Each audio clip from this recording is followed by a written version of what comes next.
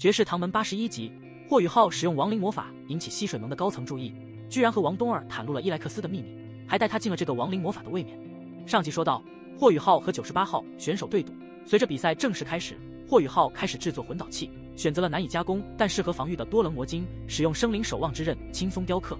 与此同时，98号也在专注地制作自己的魂导器。大厅内的赌客们讨论激烈。随着比赛的进行，西水盟提供了食物和毛毯，赌客们可以选择休息。工作人员悄悄为魂导师们提供食物和饮品，以免打扰他们。3个时辰后，98号已经完成了4件5级魂导器，而霍雨浩尚未完成任何作品，让一些赌客感到焦虑。98号对霍雨浩的进度感到疑惑，但认为他不可能轻易放弃。霍雨浩最终开始制作一个复杂的魂导器，这是他第一次尝试，因此格外小心。他休息了1刻钟，调整状态，然后继续工作。比赛接近尾声，其他魂导师都完成了多件作品，而霍雨浩仍未完成任何一件，让少数压住在他身上的赌客感到不满。比赛只剩下最后1刻钟，霍雨浩的压力越来越大。在西水盟6强决赛的最后时刻，霍雨浩终于完成了他的魂导器，一件样式奇特的盾牌形态魂导器。这件魂导器由多个复杂配件组成，融合了多种稀有金属，甚至让资深魂导师98号也难以一时辨认出所有金属种类。比赛结束时，其他5名魂导师已经完成了自己的制作，他们的目光都集中在霍雨浩身上，对他的速度和魂导器的样式感到好奇。98号原本自信满满，认为霍雨浩在时间紧迫下制作的魂导器不可能成功，或者即使成功也难以发挥作用。然而，霍雨浩的完成给了他一丝不确定感。裁判们迅速检查了霍雨浩的作品，并确认了其为成功制作完成的魂导器。尽管他们对霍雨浩制作的防御性魂导器的实战价值感到疑惑，但比赛规则要求所有魂导器必须经过实战检验。在贵宾室内，副教主和他的手下讨论着霍雨浩的情况。被称为老3的老者对霍雨浩的魂导器制作技巧和创意表示赞赏，认为霍雨浩是个天才魂导师，甚至愿意收他为徒。他们讨论了霍雨浩的魂导器可能的功能，包括反弹和吸附能力，但对他的最终目的感到好奇。随着比赛的继续，裁判长宣布了魂导器制作环节的结束，并询问是否有魂导师选择退出即将到来的实战对抗。由于奖励丰厚，没有魂导师选择退出，都希望在实战中一搏。首先进行的是96号与37号的对决，96号迅速取得胜利。接下来是和菜头与85号的对抗。和菜头装备了5件魂导器，包括肩扛的重炮、护心镜、盾牌、护腰和头盔，攻防兼备。他的对手85号则装备了护心镜、2门小型魂导炮和一个腰带式魂导器。比赛场地较小，双方几乎没有腾挪空间，远程攻击可以直接命中对手。比赛开始后，和菜头展现出6环魂帝的实力，让台下观众惊讶。85号的魂环配置相对较弱，两人都释放了5级魂导护罩，但85号通过腰带式巨能魂导器提升了攻击力，试图在短时间内取胜。85号使用了裂荡波射线和衰弱炮2种罕见的5级魂导器，前者具有强大的切割力，后者能使对手进入虚弱状态。面对这样的攻击，和菜头冷静应对，使用魂力反冲盾挡住裂荡波射线，并通过灵活的移动和捕捉之手魂导器捕捉并反击衰弱炮弹。最终，和菜头利用肩膀上的雷霆重炮发动了强大的攻击，整个金色大厅都为之震动。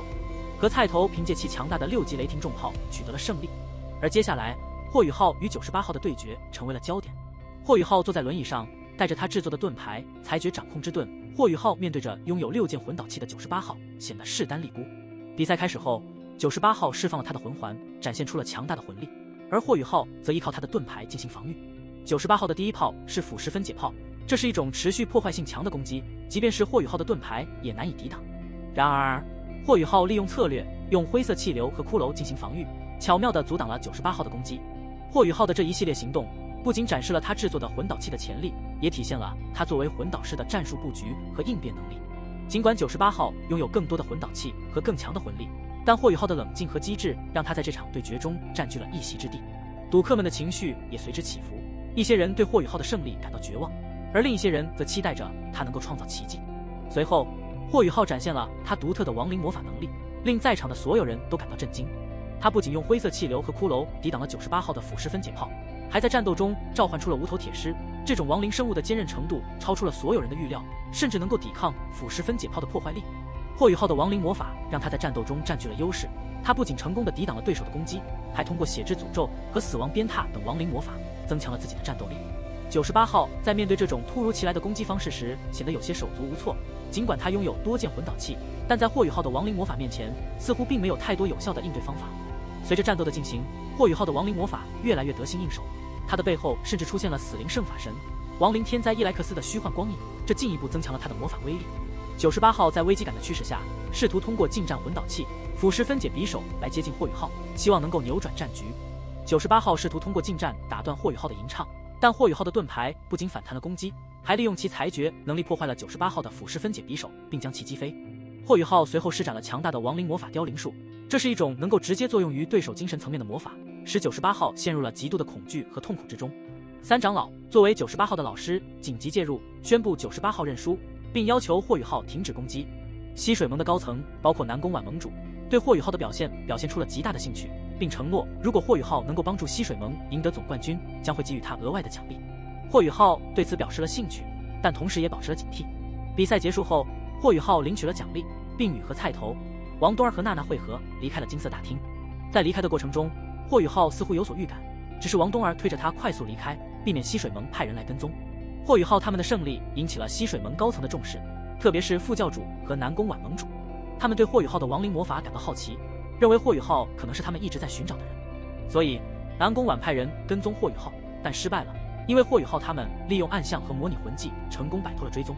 回到酒店中，和菜头他们对霍雨浩使用亡灵魔法感到好奇。霍雨浩向同伴们保证他并不是邪魂师，并请求他们信任他，不要过多询问他的能力来源。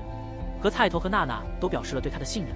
而王冬儿则更加担心霍雨浩的安全。他意识到霍雨浩参加比赛的真正目的可能是为了打入圣灵教内部，因此坚决反对他的计划。王冬儿的担忧并非没有道理，圣灵教是一个神秘而危险的组织，霍雨浩如果身份暴露，可能会面临极大的危险。霍雨浩虽然想要为学院做一些事情，但在王冬儿的坚持和情感影响下，他最终答应了王冬儿不会冒险打入圣灵教内部。霍雨浩和王冬儿两人亲密之后，感到了精神上的疲惫，但他坚持要进行修炼，因为他感觉到自己的精神之海中似乎有一层封印破开了，而伊莱克斯留给了霍雨浩一些重要的东西。王冬儿虽然担心霍雨浩的身体状况，但还是支持他进行修炼。在冥想中，霍雨浩重新打开了被封印的记忆，与伊莱克斯的精神烙印进行了对话。伊莱克斯解释了亡灵魔法的起源和本质，强调了亡灵魔法并不可怕，它是基于生命的研究，但由于一些亡灵法师偏离了轨道，使得这门魔法被误解为邪恶。伊莱克斯告诫霍雨浩，使用亡灵魔法时必须保持心向光明，不能被仇恨蒙蔽双眼。伊莱克斯还提到，他将最深层次的亡灵魔法融入了霍雨浩的记忆之中，霍雨浩只需要不断提升自己的精神力，就能够使用这些魔法。光明与亡灵的共通点在于生命，生与死是生命的两极，他们在某种情况下会彼此吸引。霍雨浩从冥想中醒来后，对亡灵魔法有了更深的理解。他意识到，亡灵魔法的传承不仅仅是知识，还包括了伊莱克斯自己所创造的整个亡灵魔法构架。这个构架使得霍雨浩在使用亡灵魔法时，不能再使用自己的2个武魂的能力，只能专注于亡灵魔法。灰色魂环实际上是伊莱克斯留给他的亡灵魔法构架，并非真正的魂环，但它使得霍雨浩相当于拥有了第3个武魂。霍雨浩明白了，亡灵魔法和邪魂师的能力实际上并无本质区别，关键在于使用者的心性和使用方式。他决定不再排斥亡灵魔法，而是将其作为自己能力的一部分，以正确的方式使用它。王冬儿对霍雨浩的新理解感到惊讶，但也支持他的决定。随后，霍雨浩向王冬儿和贝贝展示了他从伊莱克斯那里继承的亡灵魔法，这种能力让他能够在不使用魂环和魂骨技能的情况下，进行类似于瞬间移动的消失和再现。这种能力不仅让王冬儿和贝贝感到震惊，也显示了霍雨浩对于亡灵魔法掌握的深度和自信。霍雨浩解释说，这种能力是他那位来自另一个世界的老师留给他的，这与他之前的经历有关。霍雨浩讲述了第一次遇到贝贝和小雅时的情形，暗示了那次经历与他获得亡灵魔法能力有关。贝贝回忆起了当时的情况，确认了霍雨浩的说法。霍雨浩继续说道，这个半位面是由他的老师伊莱克斯创造的，一个充满亡灵生物的世界，与他们所在的斗罗大陆截然不同。霍雨浩解释说，这个半位面是伊莱克斯为了研究亡灵魔法而创造的，而他所继承的亡灵魔法只是伊莱克斯能力的一部分。霍雨浩强调，尽管亡灵魔法强大，但使用者必须以自己的生命力为代价。伊莱克斯最终因为使用过于强大的亡灵魔法而逐渐衰亡，这让贝贝和王多尔对亡灵魔法的力量有了更深的认识，也对霍雨浩的能力感到震惊。霍雨浩还提到，他能够通过伊莱克斯留下的空间密钥，将他们带入这个半位面，并且在这里，他们可能会遇到亡灵生物。他警告王多尔，他的光属性能力在这里会受到削弱，因为这里没有光元素，